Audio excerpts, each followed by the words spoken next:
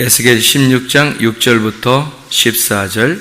내가 내 곁으로 지나갈 때에 내가 피투성이가 되어 발짓하는 것을 보고 내게 이르기를 너는 피투성이라도 살아있으라. 다시 이르기를 너는 피투성이라도 살아있으라 하고 내가 너를 들의 풀같이 많게 하였더니 내가 크게 자라고 심히 아름다우며 유방이 뚜렷하고 내 머리털이 자랐으나 내가 여전히 벌거벗은 알몸이더라. 내가 내 곁으로 지나며 보니 내 때가 사랑을 할 만한 때라. 내 옷으로 너를 덮어 벌거벗은 것을 가리고 네게 맹세하고 언약하여 너를 내게 속하게 하였느니라. 나 주 여호와의 말이니라. 내가 물로 내 피를 씻어 없애고 내게 기름을 바르고 수놓은 옷을 입히고 물돼지 가죽신을 신기고 가는 배로 두르고 모시로 덧입히고 폐물을 채우고 팔고리를 손목에 끼우고 목걸이를 목에 걸고 코고리를 코에 달고 귀고리를 귀에 달고 화려한 왕관을 머리에 씌웠나니 이와 같이 내가 금 은으로 장식하고 가는 배와 모시와 수놓은 것을 입으며 또 고운 밀가루와 꿀과 기름을 먹음으로 극히 곱고 형통하여 왕위의 지위에 올랐느니라. 내 화려함으로 말미암아 내 명성이 이방인 중에 퍼졌음은 내가 내게 입힌 영화로 내 화려함이 온전함이라. 나 주 여호와의 말이니라. 아멘. 우리 이 말씀 같이 읽으니까 어때요? 무슨 말씀 같아요? 무슨 말씀 같아요? 핏덩어리가 태어나서 이제 하나님이 씻겨가지고 왕후가 뭐 하는 사람이죠? 왕의 부인이죠. 왕의 부인을 만들었다. 그러니까 왕이 누구란 얘기예요? 하나님이란 얘기고 하나님의 아내를 만들었다 이런 얘기예요. 이제 그 말씀을 우리가 같이 여기, 그러니까 뭐냐면 아기 때부터 키워가지고 성장하니까 다 크니까 결혼해서 왕후를 만들었다. 그냥 처음에 아기 태어난 아기를 그냥 왕후로 만들었어요? 아니면은 다 큰 걸 보니까 왕후로 만들었어요? 큰 걸 보고서 왕후로 만들었죠. 그러니까 우리가 믿음을 가진다고 하는 게 그냥 처음에 교회 나와서 예수님 믿겠습니다 이런다고 믿음이 확 커가지고 갑자기 왕후가 되는 게 아니라 점점점 자라나야 된다는 것을 볼 수 있죠. 그러니까 처음에는 핏덩어리로 태어나서 그 다음에 점점 자라나고 그 다음에 이제 발짓도 하고 또 뭐 그러다가 좀 더 커가지고 이제 몸도 좀 크고 이러면서 이제 아내가 될 만하다. 이래서 이제 하나님의 그 왕후가 되었다. 이런 내용이 말씀이죠. 그래서 이제 아름답게 만들어놨다. 금은 장식으로 해서 아름답게 만들어놨다. 이게 이제 다윗 때하고 솔로몬 때 이게 완성이 된 이스라엘의 그 모습이에요. 그런데 이걸 이제 여기서 끝나지 않고 이 에스겔서가 여기서 끝나지 않고 에스겔 16장 35절부터 43절까지 에스겔 16장 35절부터 43절까지 말씀에 보면 이렇게 되어 있어요. 그러므로 너 음녀야 여호와의 말씀을 들을지어다. 주 여호와께서 이같이 말씀하셨느니라. 내가 내 누추한 것을 쏟으며 내 정든 자와 행음함으로 벗은 몸을 드러내며 또 가증한 우상을 위하며 내 자녀의 피를 그 우상에게 드렸은즉 내가 너의 즐거워하는 정든 자와 사랑하던 모든 자와 미워하던 모든 자를 모으되 사방에서 모아 너를 대적하게 할 것이요 또 내 벗은 몸을 그 앞에 드러내 그들이 그것을 다 보게 할 것이며 내가 또 간음하고 사람의 피를 흘리는 여인을 심판함 같이 너를 심판하여 진노의 피와 질투의 피를 내게 돌리고 내가 또 너를 그들의 손에 넘기리니 그들이 내 누각을 헐며 내 높은 대를 부수며 내 의복을 벗기고 내 장식품을 빼앗고 내 몸을 벌거벗겨 벌어두며 무리를 데리고 와서 너를 돌로 치며 칼로 찌르며 불로 내 집들을 사르고 여러 여인의 목전에서 너를 벌할지라. 내가 너에게 곧 음행을 그치게 하리니 네가 다시는 값을 주지 아니하리라. 그러한즉 나는 내게 대한 내 분노가 그치며 내 질투가 내게서 떠나고 마음이 평안하여 다시는 노하지 아니하리라. 내가 어렸을 때를 기억하지 아니하고 이 모든 일로 나를 분노하게 하였은즉 내가 내 행위대로 네 머리에 보응하리니 네가 이 음란과 내 모든 가증한 일을 다시는 행하지 아니하리라 주 여호와의 말이니라. 이렇게 되어 있잖아요. 여기 앞에 보면은 핏덩어리를 태어나게 해서 발짓하는 그 아이를 키워가지고 하나님의 아내를 삼았어요. 그런데 행음을 하게 됐단 말이에요. 이렇게 음행을 하게 되었다. 그래서 음행하는 그 아내를 가만히 두지 않고 이제 벌거벗겨가지고 창피를 주겠다, 그런 말이에요. 그런 이제 내용이에요. 그리고 이제 53절부터 63절까지의 말씀에 보면은 이제 이렇게 되어 있습니다. 길지만 이제 봐봐요. 53절부터 63절, 이게 지금 에스겔 16장의 내용이니까 53절부터 63절까지 말씀 보면, 내가 그들의 사로잡힘, 곧 소돔과 그의 딸들의 사로잡힘과 사마리아와 그의 딸들의 사로잡힘과 그들 중에 너의 사로잡힌 자의 사로잡힘을 풀어주어 네가 내 수욕을 담당하고 내가 행한 모든 일로 말미암아 부끄럽게 하리니 이는 내가 그들에게 위로가 됨이라. 내 아우 소돔과 그의 딸들이 옛 지위를 회복할 것이요 사마리아와 그의 딸들도 그의 옛 지위를 회복할 것이며 너와 내 딸들도 너의 옛 지위를 회복할 것이니라. 네가 교만하던 때에 내 아우 소돔을 내 입으로 말하지도 아니하였나니 곧 내 악이 드러나기 전이며 아람의 딸들이 너를 능욕하기 전이며 너의 사방에 둘러있는 블레셋 딸들이 너를 멸시하기 전이니라. 내 음란과 내 가증한 일을 내가 담당하였느니라. 나 여호와의 말이니라. 나 주 여호와가 이같이 말하노라. 네가 맹세를 멸시하여 언약을 배반하였은즉 내가 네 행한 대로 내게 행하리라.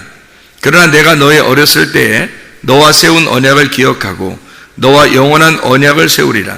네가 내 형과 아우를 접대할 때에 내 행위를 기억하고 부끄러워할 것이라. 내가 그들을 내게 딸로 주려니와 내 언약으로 말미암음이 아니니라. 내가 네게 내 언약을 세워 내가 여호와인 줄 내가 알게 하리니 이는 내가 네 모든 행한 일을 용서한 후에 내가 기억하고 놀라고 부끄러워서 다시는 입을 열지 못하게 하려 함이니라. 주 여호와의 말씀이니라. 이렇게 되어 있죠. 우리가 여기 이제 이 성경을 이렇게 16장을 잘 보니까 아기 때부터 우리를 구원하셔서 하나님이 이제 이 이스라엘 백성들을 잘 이제 성장시켜 가지고 자기 아내를 삼았단 말이에요. 그게 이제 어느 때 가장 왕성한 시기였냐면 그 다윗과 솔로몬 때에 하나님이 그 약속한 바를 그대로 이루는 것이 이제 되어 있어요. 그래서 그 다윗이라고 하는 사람은 다윗의 시대에는 성전을 세워요, 못 세워요? 못 세워요. 솔로몬 때 성전을 세워요. 그러니까 왜 다윗 때는 성전을 세울 수 없다고 얘기가 나와요? 십자가 예수님이기 때문에 그렇습니다. 솔로몬 때는요, 부활의 예수님이기 때문에 그래요. 그래서 십자가 예수님 때는 이제 성전이 교회가 세워지는 게 아니고 솔로몬 때, 다시 말하면 부활하신 주님에 의하여 교회가 세워진다는 것을 의미하기 위해서 일부러 다윗 때 십자가를 지신 주님을 의미해서 피를 너가 많이 흘렸다. 전쟁의 피를 많이 흘렸다. 그래서 너는 성전을 세울 수가 없다. 네 아들이 세우게 될 것이다. 그가 솔로몬이다. 해서 평화의 왕이신 그분, 평화를 주시는, 부활해서 평화를 주시는 그 왕이 솔로몬이 성전을 세우게 돼요. 그게 다윗과 솔로몬은 두 개가 이제 뗄래야 뗄 수 없는 관계예요. 떨어져서 우리가 생각하면 안 됩니다. 다윗과 솔로몬을 떨어뜨려 놓고 생각하면 안 돼요. 왜냐하면 다윗의 그 특성이 십자가 예수님을 상징하는 거예요. 그러니까 십자가 예수가 영적 전쟁하는 그런 예수고요. 그 다음에 솔로몬 때는 그걸 다 물려받아서 그 완성된 그 다윗의 모든 왕권을 물려받아서 그대로 평화를 유지하는 태평성대를 이루는 그런 왕을 설명하기 위해서 다윗과 솔로몬을 등장시킨 거거든요. 그래서 하나님이 이제 두 개를 이렇게 가장 그 왕성할 때가 이때란 말이에요. 근데 지금 예레미야는 언제 쓰여진 거예요? 예레미야는 바벨론에 의해서 이스라엘, 유다가 멸망할 때, 이스라엘은 이미 멸망했고 유다가 멸망하기 전에 예레미야가 예언하는 장면들이거든요. 이 예레미야가, 에스겔이라는 사람은 또 멸망한다, 그리고 멸망했다, 그리고 멸망한 후에 이렇게 설명하는 것이 에스겔서거든요. 그러니까 이 에스겔이라고 하는 사람이 그 다윗과 솔로몬의 시대 한참 후의 사람이에요. 그죠? 한참 후의 사람이라. 그러니까 다윗과 솔로몬 때 너희가 이렇게 번성했지 않느냐. 그런데 너희들이 행음하고 간음했기 때문에, 남편에게 너희들이 행음했기 때문에, 다른 사람들, 다른 남편에게 해서, 그래서 다른 남편을 얻었기 때문에 하나님이라고 하는 남편을 니네가 버렸다. 그래서 하나님은 너희들이 그 죄값을 받도록 그렇게 하셨다. 그래서 너희들이 죄값을 다 담당하고, 그리고 난 다음에 하나님이 다시 회복시켜 주겠다 하는 게 에스겔 16장의 말씀입니다. 우리가 지금 읽어보니까 그렇죠. 우리가 아기 때부터 키워서 성장해서 결혼해가지고 왕후가 됐는데, 그때 다시 음행을 하더라. 그래서 너희가 심판을 받는다. 그 심판을 받는 너희들, 이것이 사마리아와 소돔과 같이 그렇게 심판을 받더라. 심판을 받고 그 음란에 대해서 철저하게 처리한 다음에, 깨끗하게 처리한 다음에 그 다음에 다시 회복시키겠다, 이런 말씀입니다. 자, 에스겔서 18장, 여기 같은 에스겔이니까 에스겔 18장 30절부터 32절까지 말씀 한번 볼게요. 30절부터 32절까지 말씀. 주 여호와의 말씀이니라. 이스라엘 족속아, 내가 너희 각 사람이 행한 대로 심판할지라. 너희는 돌이켜 회개하고 모든 죄에서 떠날지어다. 그리한즉 그것이 너희에게 죄악의 걸림돌이 되지 아니하리라. 너희는 너희가 범한 모든 죄악을 버리고 마음과 영을 새롭게 할지어다. 이스라엘 족속아, 너희가 어찌하여 죽고자 하느냐. 주 여호와의 말씀이니라. 죽을 자가 죽는 것도 내가 기뻐하지 아니하노니 너희는 스스로 돌이키고 살지니라. 그러니까 16장에는 너희가 음행했으니까 그 값을 받을 것이다 라고 얘기했고, 그죠? 근데 새로운 언약을 주겠다. 근데 18장에 보니까 뭐라고 되어 있어요? 하나님의 마음이 어떻게 되어 있다고 그래요? 에스겔 18장에 보니까 하나님의 마음이 어떻게 되어 있다는 거예요. 너희가 죄 가운데 죽는 게 하나님의 뜻이 아니라는 거죠. 하나님의 뜻은 너희들이 멸망당하는 게 하나님의 뜻은 아니라는 거예요. 그게 하나님의 마음은 아니다. 그러니까 하나님이 너희들이 고통받고 슬퍼하고 괴로워하는 게 하나님의 뜻이겠느냐? 그게 아니라는 거죠. 예레미야 애가 3장 33절에 제가 읽어드릴게요. 주께서 인생으로 고생하게 하시며 근심하게 하심은 본심이 아니시로다, 이렇게 돼 있어요. 그러니까 하나님은 뭐를 그럼 원하시는 거냐? 우리에게 뭐 잘못한 사람에게 분명히 심판도 하실 거고, 그럼 심판을 통해서 하나님은 뭐를 원하시는 거예요? 심판해서 멸망하길 원하는 거예요? 아니면 다시 회복시키길 원하시는 거예요? 다시 회복시키기를 원하신다는 거죠. 그게 하나님의 마음이라는 거예요. 그런 하나님의 마음을 여러분이 제대로 잘 알게 되면 하나님이 무섭겠어요? 아니면 하나님이 정말 긍휼이 많으시고 사랑이 많으신 하나님이라고 느끼겠어요? 사랑이 많으시고 긍휼이 많으신 하나님이시다라고 깨닫겠죠? 그런 하나님을 여러분이 생각을 하셔야 된다는 거지. 하나님은 우리를 막 심판해서 멸망시키는 하나님이 아니라 우리를 사랑하시고 우리를 긍휼을 베푸시기를 원하시는 그 속마음은 항상 우리를 사랑하시는 분이시다, 이걸 생각해야 되죠. 근데 겉에는 어떻게 해요? 겉에는 막 혼내요. 엄청 혼내요. 막 겉으로는 엄청 혼내고 속으로는 엄청 사랑하시는 하나님이란 말이에요. 근데 그 속마음을 잘 모르면 겉의 모습만 보고서 하나님이 우리를 미워하시나, 내가 잘못하면 막 무서워, 하나님이 나한테 그냥 가만 안 놔두니까, 뭐 이렇게 무서워서 하나님 앞에 하게 되잖아요. 그죠? 하나님의 일을. 그러면 그걸 율법이라 그러는 거예요. 하나님의 속마음을 깨닫고 성경을 이렇게 깨닫고 그 내용을 깨닫고 성경 말씀을 통해서 하나님의 뜻을 깨닫고 행하잖아요. 그러면 천국이 저희 것입니다. 그러니까 하나님께서는 그 속마음에 하나님의 긍휼이 굉장히 많이 들어있다고 하는 것을 우리는 알 수 있는 거죠. 성경에 그러면 온통 우리에게 심판 내리는 말씀도 많이 있고, 그죠? 고통받고 환난받는 것도 성경에 많이 나와 있는데, 그럼 그런 말씀들은 우리에게 뭘 설명해 주고 싶어 하겠어요? 생각해 볼까요? 자, 우리 열왕기하 한번 봅시다. 여러분이 볼 때 어떤 말씀인가? 열왕기하 2장이에요. 열왕기하 2장. 여러분이 이제 보면서 좀 이렇게 헷갈린 그런 말씀들 이거죠. 열왕기하 2장 23절부터 25절까지 말씀이거든요. 엘리사가 거기서 베델로 올라가더니 그가 길에서 올라갈 때에 작은 아이들이 성읍에서 나와 그를 조롱하여 이르되 대머리여 올라가라 하는지라. 엘리사가 뒤로 돌이켜 그들을 보고 여호와의 이름으로 저주하며 곧 수풀에서 암곰 둘이 나와서 아이들 중에 42명을 찢었더라. 엘리사가 거기서부터 갈멜산으로 가고 거기서 사마리아로 돌아왔더라. 이런 말씀이 있거든요. 여러분이 이 성경 읽을 때 여러분 어때요? 엘리사가 여기 지금 열왕기하 2장이면요 엘리사가 성령의 갑절의 능력을 받고 나오는 중입니다. 성령의 갑절의 능력 받고 나오다가 애들을 만났어요. 근데 애들을 만났더니 애들이 막 까불어요. 대머리요. 아마 엘리사가 모양이 그랬었는가 봐요. 머리가 좀 많이 없으셨는가 봐요. 그랬더니 애들이 막 대머리요 하면서 까불고 그러니까 엘리사가 그러면 우리가 생각할 때 엘리사가 좀 참지. 그럼 그래 하면 여러분한테 그러면 어떻게 했어요? 여러분한테.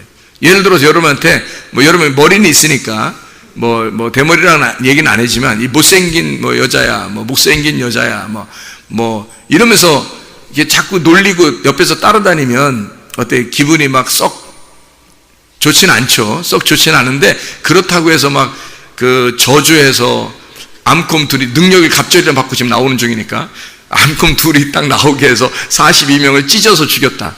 이게 여러분 어때? 성경 어때요? 말이 안 되죠.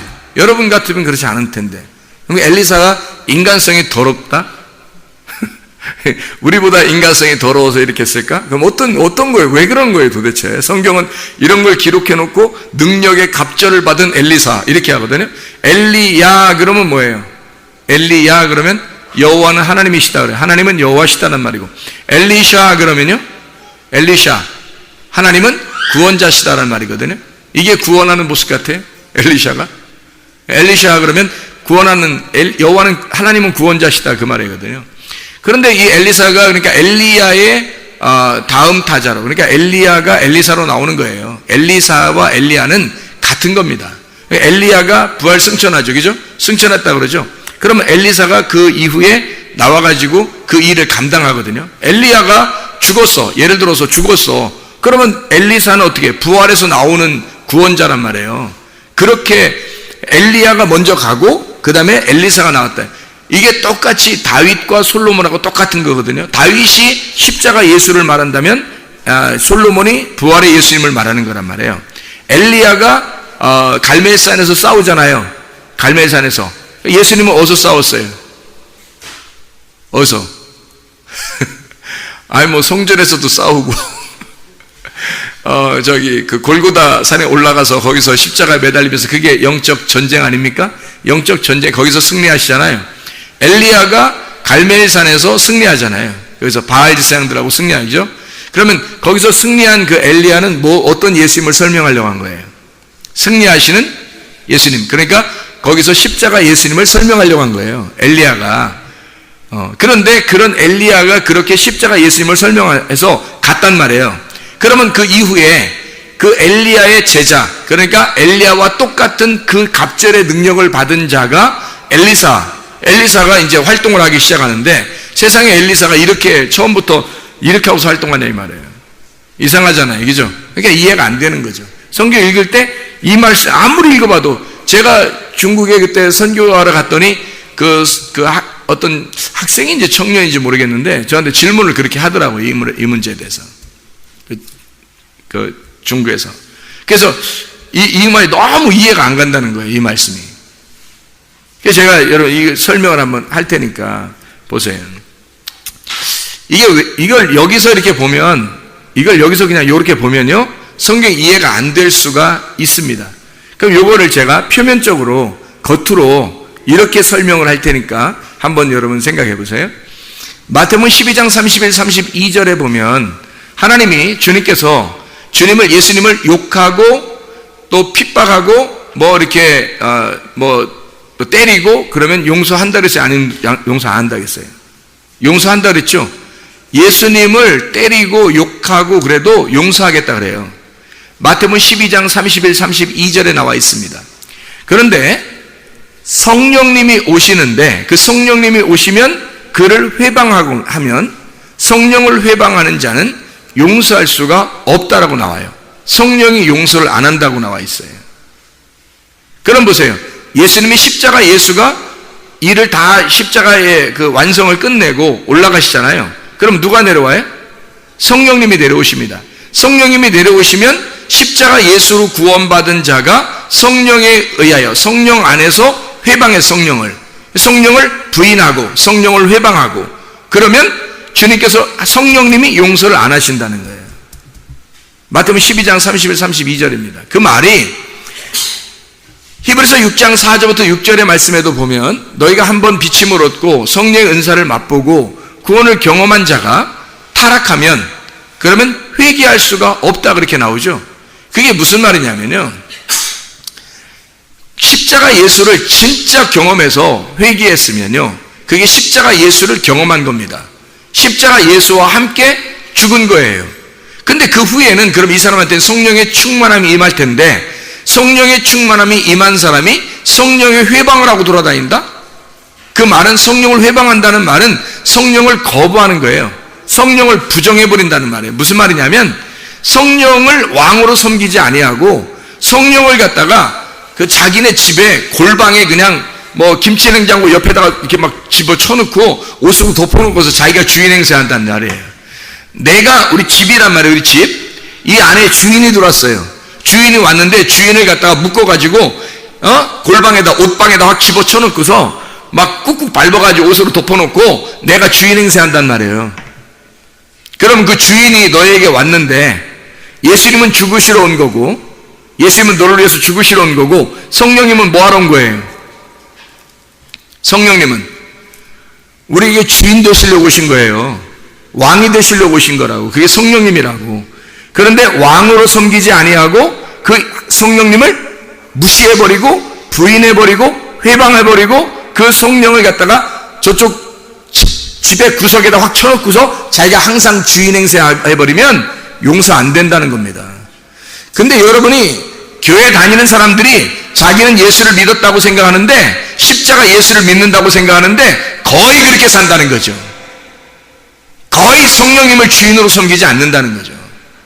하나님의 말씀의 성령을 주인으로 섬기지 않아요. 부인하고 회방하고 그냥 거부해버리고 자기 종처럼 여기고 자기가 기도하면 막 내 기도나 들어줘 이렇게 하고 하나님을 성령님을 갖다가 막 무시해버린단 말이에요. 자기가 항상 주인이야. 자기 생각대로 살고 자기가 말하는 대로 살고 자기 행함대로 산다는 거죠. 하나님 말씀에 순종하려고 하잖아요. 성령님은 진리의 성령이기 때문에 진리 가운데 너희를 인도하시거든요. 근데 그 진리 가운데 인도하시는 성령님의 의지를 따르지 않는 겁니다. 자기가 항상 주인인 거예요. 그래서 성령님은 어떻게 하겠어요? 어떻게 해야 되겠어요, 여러분한테? 너 구원받았네, 나 구원받았네, 우리 구원받았네, 그러겠어요? 성령님이? 안 그런다고요. 너 두고 보자 그런다고요. 너 두고 보자. 네가 죽을 때 보자 이거야. 하나님 가만 안 놔. 성령님이 가만 안 놔둔다는 거예요. 너 죽을 때 보자 이거야. 지금은 아무렇지도 않아요.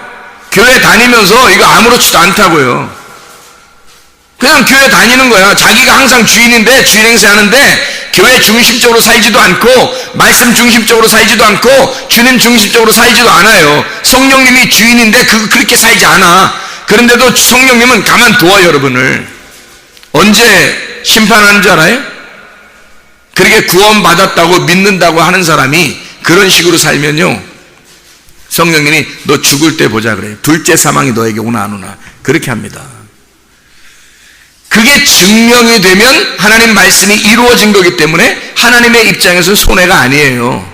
우리가 착각하는 거는 하나님이 내가 지옥 가면 하나님이 얼마나 손해일까라고 생각하지만 그렇지 않습니다. 그렇게 손해로 따진다면 노아 시대 때도 그 수많은 사람이 죽을 필요가 없어요. 8명만 구원받고 나머지 다 죽일 이유가 있나요? 광야 시대에 다 죽이고 2명만 여호수아 갈렙만 데리고 가나안 땅에 들어갈 이유가 있나요, 여러분? 하나님이 인간들이 그렇게 소중하면 생각해 보세요. 하나님이 구원하고 하나님의 백성들이라고 이렇게 여기잖아요.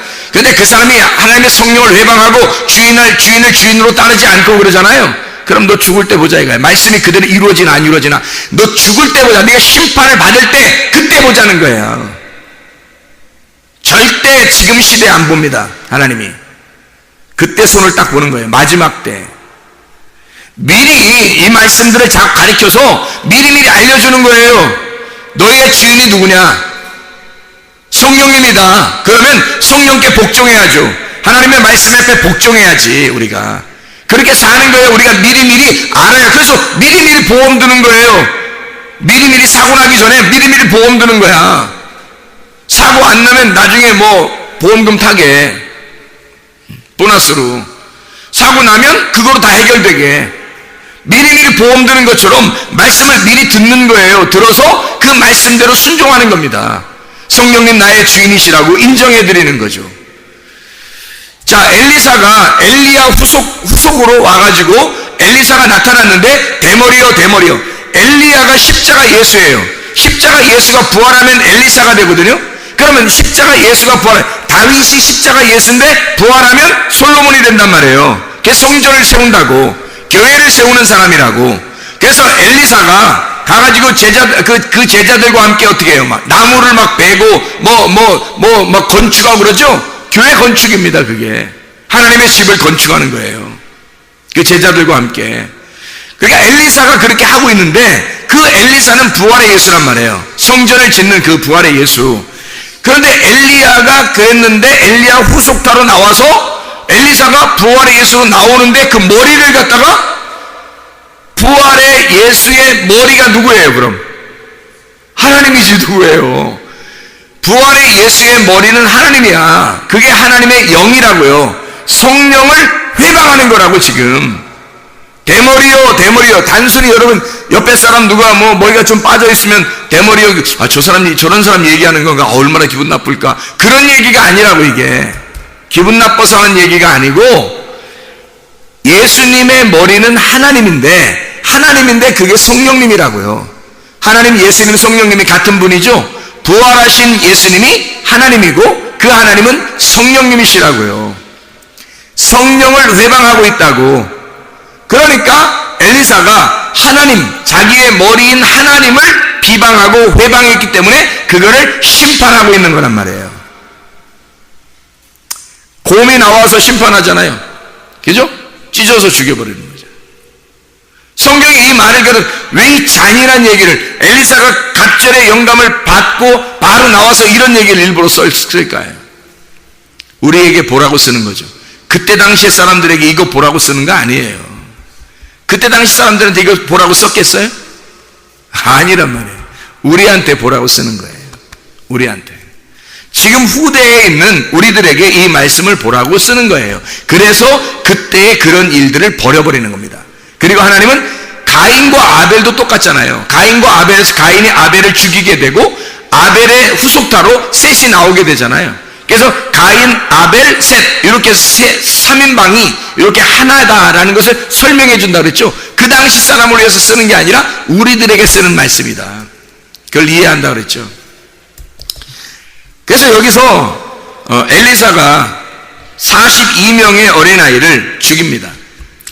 자, 여기 좀 이해가 되겠죠? 무슨 말인가? 아, 이래서 그런 건가 보다. 이렇게 조금. 그럼 다시 한번 요한계시록을 한번 봐봐요. 요한계시록 13장 5절 말씀입니다. 요한계시록 13장 5절 말씀. 자, 뭐라고 써있나 봐봐요. 요한계시록 13장 5절. 또 짐승이 과장되고 신성 모독을 말하는 입을 받고 또 42달 동안 일할 권세를 받으니라. 다시 말하면 짐승이 권세를 받아서 심판하는 날, 그게 42달이에요. 그러니까 42이라고 하는 42라고 하는 숫자는 어디에 나오는 거예요? 42라고 하는 고난의 숫자란 말이에요. 고난, 환난을 받는 심판의 숫자란 말이에요. 그러니까 열왕기하 2장에 나오는 어린아이들이 몇 명? 42명. 42명이 찢어서 죽잖아요. 찢겨서. 자, 그럼 다시 한 번 더 나가서 한번 생각해 보죠. 호세아 13장입니다. 호세아 13장. 호세아가 어디에 있냐면 다니엘 다음에 있어요. 호세아 13장 1절의 말씀, 13장 8절 말씀 먼저 보겠습니다. 13장 8절 말씀 먼저 보겠어요. 내가 새끼 잃은 곰같이 그들을 만나 그의 염통 거풀을 찢고 거기서 암사자같이 그들을 삼키리라. 들짐승이 그들을 찢으리라. 거기 뭐가 나온다고요? 새끼 잃은 곰같이 그들을 만나서 염통과 그 염통의 거풀을 찢어 죽인다는 거예요. 누가 하시는 말씀이에요? 하나님이 하시는 말씀. 그럼 이게 누구를 갖다가 그렇게 한다는 거예요? 13장 1절의 말씀에 보니까, 여기 13장 1절의 말씀 보니까 누구를 갖다 얘기하는 거예요? 에브라임이 말을 하면 사람들이 떨었도다. 그가 이스라엘 중에서 자기를 높이더니 바알로 말미암아 범죄함으로 망하였거늘 그랬거든요. 자, 누구한테 얘기하는 거예요, 여기 지금? 호세아 13장은 누구한테 얘기하는 거예요? 에브라임한테 얘기하는 거예요. 이스라엘의 대표 지파 에브라임에게 이야기하는데, 그들이 뭐 했다고? 숭배를 했기 때문에, 바알 숭배의 죄를 저질렀기 때문에 그렇게 하는 거다, 이런 얘기를 썼죠. 그러면 생각을 해보세요. 바알이 뭐예요? 바알이 뭔데? 엘리야도 바알 제사장들하고 막 싸워서 이기고 그들을 갖다가 다 막 목을 쳐서 죽여버리고, 또 호세아서에서도 바알 숭배한 에브라임을 갖다 막 곰이 나타나서 찢어서 죽인다 그러고 막 왜 이래요? 그럼 여기 지금 42명 정도 여기 엘리사가 대머리요 하면서 이렇게 죽였다고 하는 이 어린아이들은 애들이니까 이거 참 안타깝지 않느냐라고 생각할 수 있잖아요, 우리가. 애들이니까. 근데 하나님의 입장에서는 애들이나 어린아 똑같아요, 심판은. 어린아이라고 해서 봐주고 그런 게 없어요, 성경은. 남녀노소예요. 노인이나 어린아이나 남자나 여자나 할 것 없이 너희는 그들을 불쌍히 여기지 마라, 이런 말씀들이 많이 나오죠. 왜냐하면 하나님이 심판할 때는 남녀노소 할 것 없이 다 심판해버리니까 그러는 거예요. 그러면 이 심판으로 우리를 끝내고 싶어 하시는 것이 하나님의 마음이다, 아니면 심판을 통해서 우리를 다시 회복시키길 원하시는 게 하나님의 마음이다, 다시 회복시키길 원하시는 게 하나님의 마음이다. 그걸 우리가 생각을 하고 성경을 봐야지. 아이고 무서워, 아이고 무서워. 열왕기야 2장을 보니까 아이고 무서워, 아이고 무서워, 이래서 되겠냐 이 말이에요. 그런 게 아니라고 이게. 다시 말하면 심판을 의미하는 거예요. 부활의 예수님, 성령을 회방하게 되면, 부인하게 되면 그걸 가만 놔두지 않는다. 반드시 심판한다는 거예요. 근데 지금 말씀으로 심판을 받으셔야지, 지금 말씀으로 심판받고 여러분의 가슴을 찢고 하나님의 말씀을 받아들여서 순종하면 회복이 되는데, 나중까지 그냥 아무 일 없다고, 아무 일 안 일어난다고 가만히 있으면 나중에 마지막 심판 때는 여러분이 끝장나는 거예요. 그래서 말씀을 계속 듣는 사람들이 자기가 자꾸 회개하는 그 입장에 서기 때문에 그 사람들에게 희망이 있다고, 기회가 생긴다고요. 그래서 말씀을 자꾸 들으라는 얘기예요. 자, 열왕기상 한번 보십시다. 열왕기상 17장 뭔 얘기가 나오냐면 가뭄에 대한 이야기가 나와요. 그래서 사르밧 과부가 열왕기상 17장에 나오거든요. 열왕기상 17장. 자, 가뭄이 벌어졌어요. 가뭄이 벌어지니까 사르밧 과부네도 가난해서 이거를, 가뭄이 벌어져가지고 빵 하나 만들어 먹고 아들하고 만들어 먹고 죽겠다, 그렇게 하는 거거든요. 그때 엘리야가 나타나요. 그러면 가뭄이 있어서 엘리야가 나타나가지고 누구만, 과부가 여럿 있었지만 그 가운데 누구만 살았어요? 사르밧 과부네 가정만. 그럼 사르밧 과부가 엘리야에게 은혜를 받은 거죠. 그렇죠? 그러면 이 사르밧 과부가 엘리야한테 은혜를 받았을 때 잘 생각해봐요. 엘리야가 나타난 거는 지금 엘리야가 나타났을 때 엘리야는 뭘 지금 경험하고 나오는 거예요? 엘리야는 뭘 경험하고 나오는 거냐면 엘리야가 하나님이 가뭄을 주겠다 하고 누구한테 얘기했어요? 엘리야한테 얘기했어요. 가뭄을 주겠다고 엘리야한테 먼저 얘기하고 그 가뭄을 몸소 체험한 엘리야가 그 고통 가운데 자기가 하나님의 응답을 받고 사르밧 과부한테 가라고 응답을 받아서 그리 가고 있는 중이란 말이에요. 자, 생각해 보세요. 가뭄, 짜르프라고 하는 이 사르밧이라고 하는 게 용광로라 그랬죠? 용광로라고 하는 이 단어가 이게 광야예요, 광야. 하나님은 애굽에서 우리를 탈출시켜서 광야라는 용광로에다 집어넣고 우리를 거기서 단련합니다. 그래서 거기 단련해가지고 거기서 순금을 뽑아가지고 가나안 땅으로 들어가는 게 하나님의 목적이에요. 그러니까 지금 환난, 가뭄이라고 하는 것이 막 벌어진다고요. 가뭄에서 막 벌어지면 거기에다 사람들을 다 집어넣는 거예요. 그렇죠? 근데 거기다 다 집어넣는데 누구만 먹고 살게 되냐면 사르밧 과부만. 그럼 누구를 용납했다는, 이 사람은 누구를 영접한 거예요? 사르밧 과부는 누구를 영접해서 먹고 살았어요? 엘리야를 영접해서 먹고 살았어요. 다시 말하면 용광로를 경험한 엘리야, 예수라고 하는 엘리야를 인정했단 말이에요. 이 사르밧 과부는 그걸 받아들였다고요. 십자가 예수를 받아들였단 말입니다.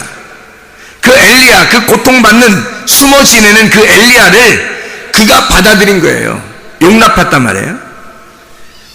자, 이런 엘리야를, 그런 용광로 같은 그 용광로를 경험한 엘리야를 인정하지 않고 엘리야를 받아들이지 않으면 용광로가 임하는 거예요, 사람들에게. 그 용광로가 임한다는 말은 환난이겠죠. 사람을 막 가뭄이 있어서 막 사람을 양식을 안 주고 다 굶겨 죽이고 막 힘들게 하겠죠. 그게 용광로란 말이에요. 그러면 그런 장소가 광야고 그게 어디냐면 거기다 집어넣어서 막 단련을 시키는 거야. 근데 집어넣었을 때 그 본인들은 얼마나 괴롭겠냐고요, 거기서. 그렇게 집어넣었을 때. 그런 그 용광로를 경험하게 하는 게 뭐 때문에 그런 거예요? 이 가뭄이. 뭐 때문에 가뭄이 온 거예요? 뭐 때문에 가뭄이 왔어요? 비가 안 오니까 가뭄이 온 거죠. 비가 안 오니까. 아주 간단한 얘기입니다. 비가 안 오니까 가뭄이 온 거예요. 그러면 비가 오면요, 가뭄이 다 해결되는 거지. 그러면 용광로가 끝난 거지. 비가 오면 용광로의 가뭄이 끝난 거예요. 생각을 해보시라고요. 그래서 비가 올 때까지 사르밧 과부가 먹고 살도록 엘리야를 영접했을 때 그가 먹고 살도록 만들어주는 거예요. 생명의 떡을. 그가 비가 올 때까지 계속 죽지 않고 먹고 살았더라. 영생한 거죠. 영생하는 생명의 떡이라는 거, 생명의 빵. 그가 누구였던 거예요? 엘리야였던 거예요. 엘리야를 영접하니까 그 엘리야가 생명의 빵이었던 거예요. 그가 와서 생명의 빵을 계속 공급해 주시더란 말이에요. 나머지들은요, 그 용광로를 고스란히 다 당한단 말이에요. 그게 심판이라고요. 뭐가 올 때까지? 비가 올 때까지 용광로란 말이에요. 비 안 오면 그러니까 용광로고, 비가 오면 가뭄은 끝난 거예요. 자, 그러면 여러분 생각해봐요. 여러분의 마음에 지금 가뭄이 있는가? 여러분의 마음에 하나님의 비가 계속 내리고 있는가? 그걸 생각해보면 알겠죠? 지금 여러분 마음 안에 지금 가뭄이 왔는가? 용광로인가? 지금 심판받고 있는 중인가? 아니면 하나님의 심판이 끝난 사람인가? 그걸 보시면 알겠죠, 자기가. 비가 끊임없이 내 마음속에 임하면 심판이 끝난 거예요. 하나님의 말씀이 여러분에게 계속 찾아오기 시작하면, 말씀이 들리기 시작하면, 말씀이 보이기 시작하면 이 말씀이 우리 마음속에 계속 부딪히기 시작하고 들어와서 내 가슴을 촉촉히 적시기 시작하면 가뭄이 끝난 거라고요. 근데 만약에 그 말씀이 여러분에게 계속 들리지 아니하고 계속 오지 않아요. 그러면 여러분 아직 가뭄 속에 시달리는 것입니다. 용광로가 있는 거예요. 용광로가 있단 말은 겉으로만 뭐 공부도 잘해, 뭐 돈도 많이 벌어, 뭐 하고 있지만 속에는 지금 심판을 받고 있는 거라고. 심판이 뭐냐면 말씀이 안 오면 심판이에요, 여러분. 그게 그 자체가 용광로라고. 마음에 지금 용광로, 마음에 비가 안 내리는데 그게 심판이지 뭐예요. 생각을 해보시라고. 돈 많이 벌었다고 무슨 심판 안 받은 거예요? 공부 열심히 해서 대학 좋은 데 들어가면 심판 안 받은 거예요? 성경은 그런 얘기하는 거 아니에요. 학교가 아담 때부터 학교 있었어요? 아니에요. 하나님 성경은 그런 식으로 쓸 이유가 없어요. 오직 하나님의 말씀에 대한 지식, 하나님에 대한 지식을 설명하려고 하는 거기 때문에, 너희의 마음속에 진짜 하나님 말씀이 들어오느냐, 하나님 말씀이 계속 촉촉히 비가 내리고 있느냐, 아니면 비가 끊쳤느냐, 하나님의 말씀이 여러분 속에 오지 않느냐, 그럼 여러분 미안하지만 여러분 속에는 가뭄이 벌어지고 있는 거라고. 땅이 쩍쩍 갈라지고 있는 중이라고. 용광로로 확 지금 태워버리고 있는 중이라고요. 힘든다고. 여기서 살아가는 동안엔 별로 안 힘들지 몰라. 그러나 하나님의 입장에서 볼 때는 불쌍해서 못 봐주는 거예요. 하나님을 받아들이지 못하니까 불쌍해서 못 봐주는 거예요. 그 사람들은. 하나님 나라에 갈 수 있는 사람들은 어떤 사람들이냐? 비가 촉촉히 내리는 사람이에요. 이 가슴 속에 가뭄이 사라지고 하나님의 말씀이 촉촉히 내리는 사람들이에요. 날마다 아침과 저녁을 우리가 하나님 말씀을 이렇게 나누는 이유가 바로 이런 데 있습니다. 하나님 말씀을 왜 이렇게 촉촉하게 계속해서 내려줘야 하느냐? 들을 귀가 있는 자들은 들어야 하기 때문에 그렇습니다. 하나님의 성령을 주인으로 여기는 사람들은 그 말씀을 들어 그 귀에 의하여 가뭄이 끝난 상태로 풍요하게 살아가야 하기 때문에 그런 거죠. 그러나 여전히 가뭄에 있는 사람들은 말씀이 오질 않아요. 자기의 귀가 닫혀 있어요. 눈이 열리지 않았어요. 그런 사람들은 자기는 굉장히 하나님을 잘 믿는다고 생각하고 있겠지만 바울이 되기 전에 사울과 같은 인생을 살지 모릅니다. 아벨로 죽고 셋으로 태어나기 전에 가인처럼 살아가고 있을지 몰라요. 그것은 마치 우리가 무슨 부유한 자, 부자인 사람, 이 땅에서 뭔가 살아볼 만한 그런 부자로 살아가는 사람과 똑같은 모습이에요. 가난해져야 합니다. 성경 어디에도 부자가 천국 갔다는 얘기가 없어요.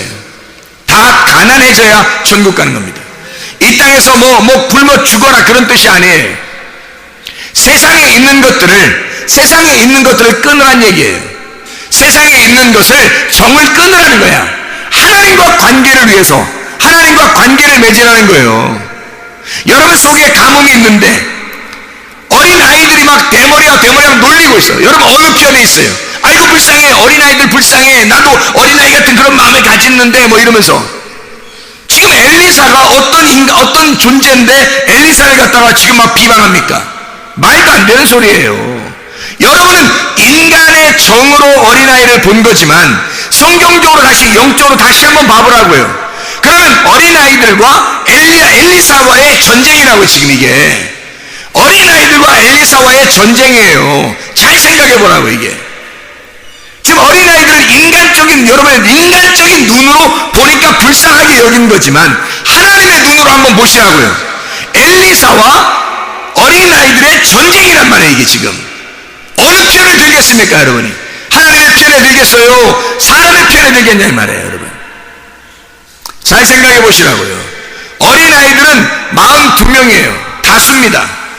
항상 성경에서는 비진리가 다수였습니다. 진리는 하나밖에 없어요. 엘리야가 살아있는 동안에는 엘리사가 등장하지 못합니다. 왜? 엘리야가 진리니까. 엘리야 한 사람만 진리가 되는 거예요. 여러분 엘리사가 등장하면요 엘리사 시대에 다른 어떤 선지자도 활동하지 못합니다. 왜? 엘리사가 진리니까.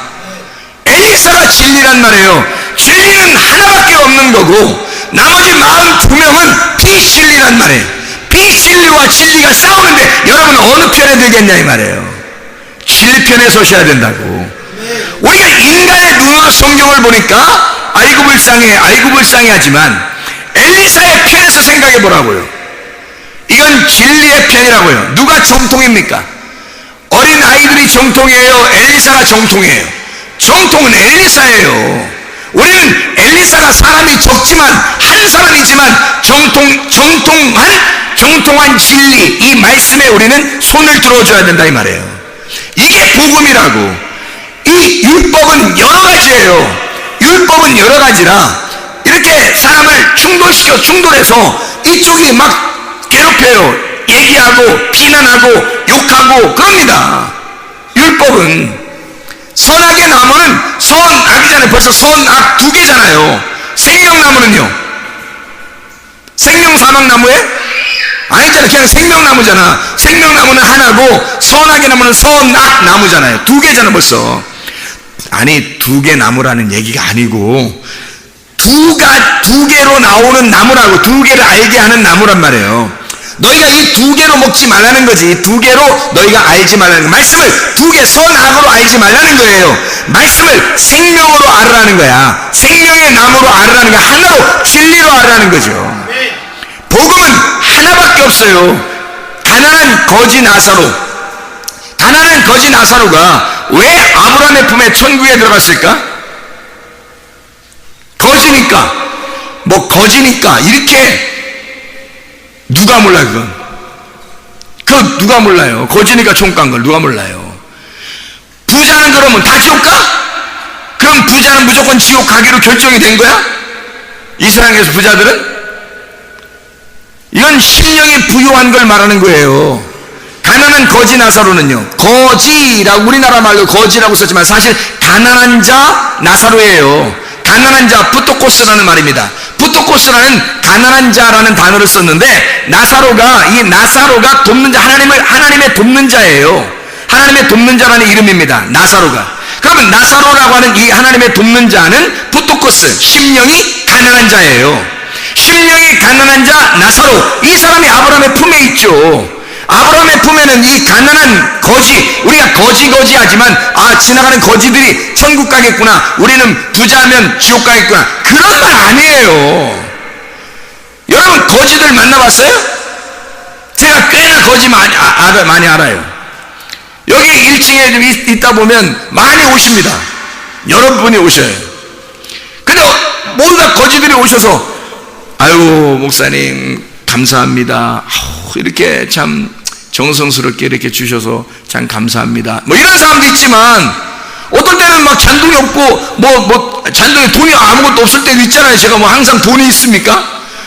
불시에 찾아오시는 게 그런 분들인데, 근데 그런 분들이 아무것도 없을 때는 어떡하죠? 아이고 어떻게 해요? 그러니까 옆에 학생들 보고, 야 누구 돈 좀 있어?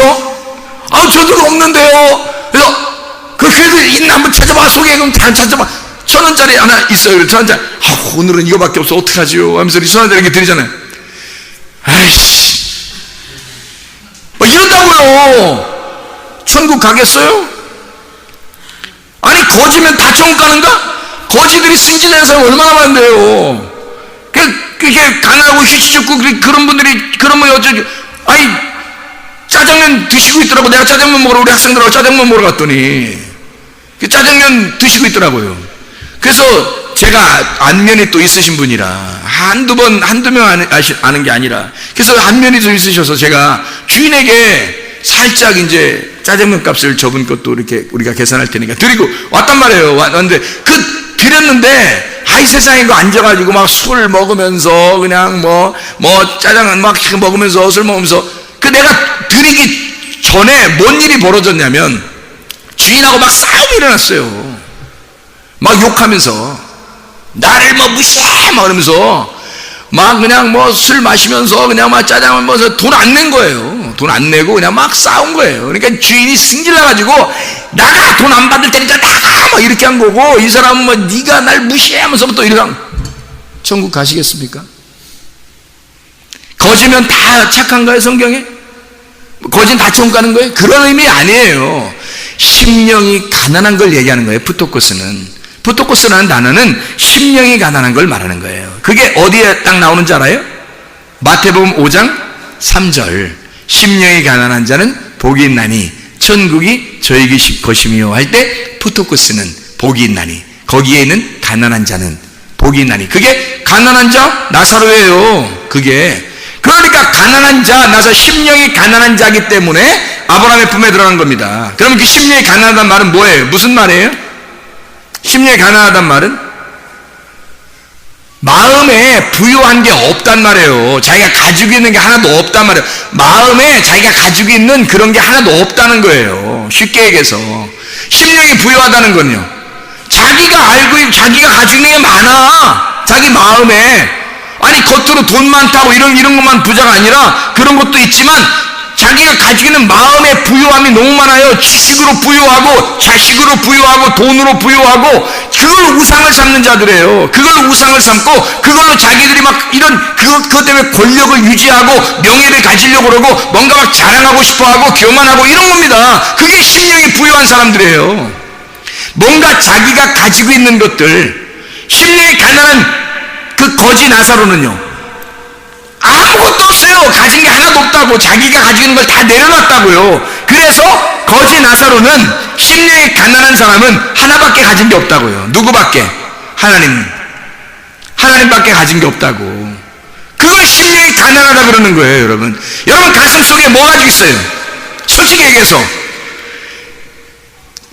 가난한 자 나사로예요? 아니면 부자예요? 뭔가 가지고 있는 거 아닌가 혹시? 뭐 가지고 있는 게 없어야 돼요. 하나도 없는 게 나사로라고. 진짜 예수 한 분으로 만족하십니까? 예수 한 분으로 만족하셔야 아브라함의 품에 들어가는 거예요. 예수 한 분으로 만족하지 않는데 또 다른 무엇인가 있는 게 부자라고요. 그 사람이 돈만 얘기하는 게 아니고 그게 자기의 우상이 된 거고, 그게 자기의 그 형상을 만들어서, 우상의 형상을 만들어 자기가 그걸 섬기고 있는 거라고. 이걸 둘로 나누어서 섬기고 있다고요. 하나님만 섬겨야 되는데 이게 둘로 나누어서 물질도 하나님도 나누어 섬기고 있다고. 이렇게 물질이 하나님 것이 돼야 되고 하나님이 하나님이셔야 되는데 이 물질을 따로 떼어놓고 세상에 그래도 이건 내 거 같은 거야, 내 거 같은 게 조금이라도 있는 거야. 이게 나누어진 거죠. 하나님의 마음하고 나누어진 거지. 그럼 어떻게 하나님께서 그 사람을 인정하겠느냐고. 너는 나만 사랑한 게 아니라 물질이라는 남편도 사랑했다는 거지. 자식이라는 남편도 사랑했다는 거죠. 하나님만 사랑한 게 아니고 남편이라는 남편도 사랑하고 아내라는 남편도 사랑한 거다. 그게 뭐냐면 바알이에요. 바알. 너는 성공하려고 했어. 너는 잘 살아보려고 했어. 너는 이거 노력했어. 하나님만 바라본 게 아니야. 너는 심령이 가난한 게 아니야. 너는 진리 하나만 사랑한 게 아니야. 너는 복음으로 하나의 말씀만 가지고 있었던 게 아니야. 다른 여러 가지의 말씀을 네가 가지고 있었던 거야. 그걸 바알 숭배라 그러는 거예요. 가만 놔두겠어 하나님이? 두고 보자고 하잖아요. 가만 안 놔둔다는 거지. 나는 너희가 회개하기를 원한다고 지금 말씀하시죠. 분명히 하나님은 회개하기를 원하시는 거지, 회개하지 않았을 때는 나중에 마지막 심판이라는 게 남아있어요. 성경에 그걸 써놓고 있기 때문에 마지막 심판받지 않기 위해서 우리는 사실은 지금 말씀으로 심판받으란 말이에요. 말씀으로 가슴을 찢으란 말이에요. 하나님을 만나라고. 가슴으로 하나님과 가슴으로 관계를 맺으라고요. 그냥 머리로 아는 게 아니라 진짜 마음으로 하나님을 아셔야 된다고. 그 하나님의 뜻을 아셔야 된다고요. 진짜 심령이 가난한 자가 되셔야 된단 말입니다. 자꾸 우리는 심령이 부유한 자가 되어서 자꾸 자기가 가지고 있는 것들이 많다고요. 그거 포기하셔야 합니다. 아니 제가 여기서 교회에서 그러면 이런 걸 부유하게 되지 마세요. 가난한 자가 돼야 천국이 저희 것입니다 라고 말해야지. 괜찮아요. 여러분 성공할 수 있습니다. 성공하셔야 되고 이 땅에서 잘 되는 것이 하나님의 축복입니다 라고 이렇게 어떻게 거짓말 쳐요. 성경에 어떻게 그렇게 안 돼 있는데 어떻게 그런 거짓말 치겠냐고. 제가 생각을 해보시라고. 가난한 사람이, 심령이 가난하다고 하는 자가 오직 엘리야 하나님의 음성만 듣고 살았죠. 엘리사 하나님의 음성만 듣고 삽니다. 다른 아무것도, 나아만 장군이 고침받고서 뭐 주려고 하는 것도 아무것도 안 받아요. 왜? 엘리사는 하나님 한 분으로 만족하니까. 생각을 해보시라고요. 여러분 같으면 몇 번이라도 받고 또 쫓아가서도 또 받고 당신 가진 거 많잖아 이러면서 무슨 이렇게 좋은 말 해설해도 말해요. 뜯어낼 수도 있을지 몰라요. 사업수단이 있어가지고 사람들이. 그런데 엘리사는 그렇지 않아요. 게하시가 그랬죠. 게하시가. 그 종이, 엘리사의 종이 쫓아가서 받아왔죠. 그랬더니 엘리사가 뭐라 그래요? 그의 문둥병이 사라진 게 아니라 너한테 옮겨간다는 거죠. 너한테 옮겨가서 나아만은 고침받아 있는 거고, 계속 고침받아 있는 거고, 너는 문둥병으로 살아가는 거고. 나아만의 문둥병이요, 없어진 게 아니에요. 잘 생각해 보시라고요. 나아만의 문둥병이 요단강가에 7번 담그고 그러니까 없어졌잖아요. 없었는데 어딘가 있었다고. 어딘가 있었다니까? 그래, 게하시가 욕심낼 때 쏙 들어간 거야. 생각을 해보시라고요, 여러분. 하나님이 그냥 놔두신 하나님이 아니죠. 여러분, 진짜 하나님만 사랑하십니까? 진짜 하나님만 사랑하시길 바랍니다. 그래야지 마지막 때 주님 앞에 바로 서죠. 하나님만 사랑하셔야지. 자꾸 다른 것들을 사랑하면 안 되죠. 부유하면 부유한 걸 내려놓으라고요. 그리고 가난한, 그러니까 이 어린아이 42명이 이 진짜 가난한 복음 엘리사와 충돌, 전쟁을 일으키는 거예요.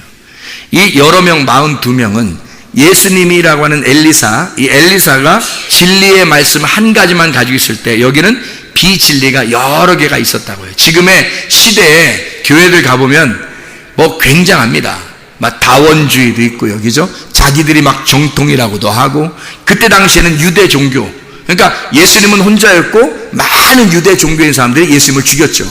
그렇죠? 예수님은 혼자예요. 예수님만 진리니까 그 한 분만 딱 진리란 말이에요. 그러니까 이 유대 종교가 예수님을 죽여버리잖아요. 충돌하는 겁니다. 근데 죽이는 게 죽인 게 아니야. 죽였더니 부활하시더라 이 말이에요. 승리하신 거죠. 승리하신 주님이에요.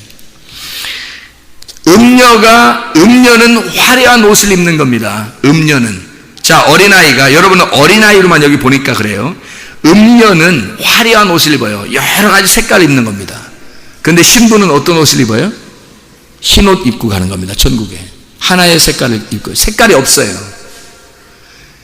색깔이 없다고요. 언어도 딱 하나예요. 바벨탑을 잘 생각해요. 바벨탑을 생각해. 창세기 11장에 보면 바벨이라는 게 뭐라고요? 언어가 섞여 있다. 언어가 여러 가지라 이것을 흩어버렸다 해서 바벨이라고 그러는 거거든요. 언어가 여러 개 있는 것을 바벨이라고 그래요. 그러면 여기 어린아이가 42명, 엘리사는 혼자. 이것은 충돌이 일어났어요. 전쟁이 일어났습니다. 그러면 여기 지금 어린아이 전체가 뭐예요? 바벨이란 말이에요. 이들은 어떻게 돼야 돼, 그럼? 찢어서 죽여야 된다고. 바벨탑은 무너져야 된다고. 자, 이 성경 이해가 되십니까? 이렇게 성경 안 보면 여러분 이해가 안 된다니까요, 여러분. 성경이 이상해진다니까, 성경을. 아니, 엘리사가 능력받고 나타나자마자 42명 애들을 죽였다, 이렇게 본다고 사람들이. 그러니까 이해가 안 되니까 아우, 이건 정말 이해가 안 되는 성경이야, 뭐 이렇게 한다고 사람들이. 뭘 이해가 안 돼요? 성경에 뻔한 이야기들인데. 바벨탑에 있는 사람들은 왜 죽여, 하나님이? 그럼 생각해 보세요. 사람들을 왜 흩어버리고 하나님의 그 탑을 무너뜨려 버려요?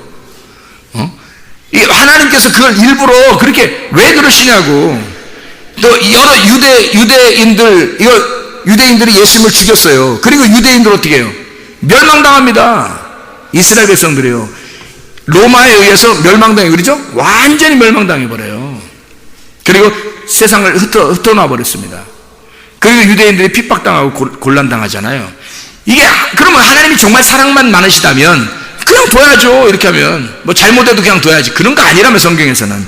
잘 생각해 보세요. 하나님은 반드시 하나님의 백성 신부가 음란한 길을 택하면, 음행하게 되면, 부자의 길을 택하게 되면 그게 음행한 겁니다. 부자의 길, 다양한 색깔을 입고 다양한 말씀을 가지고 유대 종교를 가지고 음녀의 말을 가지고 그때 당시에 부자가 되고 또는 바리새인이 되고 그리고 다원주의가 되고 자기들이 근본주의다, 정통주의라고 그렇게 얘기하는 그런 사람들이 돼버리면 하나님은 반드시 한 분이시기 때문에 딱 하나의 색깔을 가지고 있고 진리는 하나이기 때문에 이 나머지들을 다 바벨탑을 무너뜨려 버려요. 그래서 엘리사와 전쟁을 일어난 그 아이들은 다 죽는 겁니다. 하나님이 심판하시는 거예요. 그 심판의 날이 42달, 요한계시록에 42달을 심판하잖아요. 하나님의 그 똑같은 내용들을 얘기하는 거예요. 그 42달의 그 심판이 어디에 일어나야 되냐? 지금 여러분 속에 일어나야 된다고. 왜 여러분 속에 일어나야 된다고 내가 얘기하느냐? 여러분 속에 어린아이 42명의 어린아이가, 부자가 여기에 있고, 그리고 가난한 엘리사가 여기에 있단 말이에요. 부자와 가난한 거지, 부자와 거지 나사로가 양쪽 같이 있다고 우리한테. 그러면 여기에서 가난한 거지 나사로는 천국 가겠죠. 근데 여기 이 선과 악에서 선과 악이 같이 있으니까 안 되잖아요. 그러면 이 부자는 어떻게 해? 음부에 가서 죽어야 된다고, 이게 지옥에 가야 된다고. 그러니까 요거를 어떻게 해야 돼? 우리는 죽여야 되고 파괴시켜야 된다고. 우리가 아니 말씀으로 나를 심판 태워버려야 된단 말이에요, 한쪽을. 그러니까 이 악한 것이 태워지면 선만 남아. 이 선이 생명이 된다고요. 그러면 선이 생명이 돼서 영원히 살아간다고. 근데 사망이 같이 있으면 사망하고 선하고 같이 있잖아요. 그러면 사망이 계속 죽여 우리를. 그러면 우리는 안 되지. 그러면 선과 악이 같이 있으면 선악과가 같이 있는 거지. 안 되죠. 여기에 선악과가 아니라 생명나무가 돼야지. 하나의 나무가 돼야죠. 하나님과 물질을 같이 섬기면 안 되죠. 물질을 포기하면 하나님만 남는 거죠. 그럼 하나님만 남으면 이게 가난한 자가 되는 거고, 천국이 저희 것이 되는 거고, 물질이 같이 있으니까 부자가 되는 거지. 이 사람이 같이 섬기니, 같이 있으니까 이게 부자가 돼서 이 사람은 천국 갈 수가 없죠. 그러니까 하나님은 하나를 심판하기를 원하셔요. 그거를 성경에서는 오늘 본문의 말씀에 에스겔 16장 6절부터 계속 너희를 아기 때부터 키워서 성장시켜, 그리고 결혼해서 내 왕후를 만들었더니 너희가 음란하더라 이 말이야. 뭐가 됐단 말이에요? 너희가 부자가 되더라 이 말이에요. 너희들이 자꾸 이 땅을 자꾸 추구하더라 이거야. 너희들이 자꾸 너희의 색깔을 갖다 입히더라 이거야. 음녀가 되더라 이거야. 자꾸 색깔을 더 입히고 세상에서 살아가 보려고 자꾸 노력하더라 이 말이에요. 하나님 남편을 버리고 바알신을 숭배하더라 이거야. 바알신이 성공을 가져다 주는 거거든요. 풍요를 가져다 주는 거거든. 그 풍요하게 해달라고 하나님 앞에 하나님을 똑같이 믿는데 하나님을 바알처럼 섬긴 거예요, 사람들이. 그러니까 하나님께서는 바알처럼 숭배하는 너희들을 갖다가 내가 지정에 찍겠다는 거예요. 심판하겠다는 거야, 하나님이. 그런데 하나님의 마음은 어디에 있다? 너희들이 심판하고 끝내는 마음이 하나님의 마음이 아니라 너희들이 회개하고 다시 돌아오기를 원한다는 말입니다, 하나님께서. 너희들 부자 같은 그 마음을 버리고 가난한 심령이 되어 천국이 여러분 속에 있기를 예수님으로 축원합니다. 기도하겠습니다. 우리 하나님 아버지, 사랑과 은혜를 감사를 드립니다. 하나님께서 우리의 마음 가운데 두 가지의 마음이 있는데, 이제 하나님 아버지, 우리가 심판받아야 할 마음과 하나님 앞에 거듭나야 할 마음이 있는데, 하나님 심판받아 거듭나는 주의 백성들이 되게 도와주시옵소서. 하나님께서 우리에게 주시는 그 마음을 허락해 주셔서 하나님 주의 믿음으로 승리하며 살아갈 수 있도록 인도해 주시옵소서. 이 땅에서 부자가 되려고 노력하는 것이 아니라 진짜 심령이 가난한 자가 되어 아브라함의 품에 들어가 하나님과 깊은 관계 속에서 하나님과 동행하다가 주님 만나시는 귀한 은혜의 사람들이 다 되게 도와주시옵소서. 예수 그리스도 존귀하신 이름 받들어 기도드렸사옵나이다. 아멘.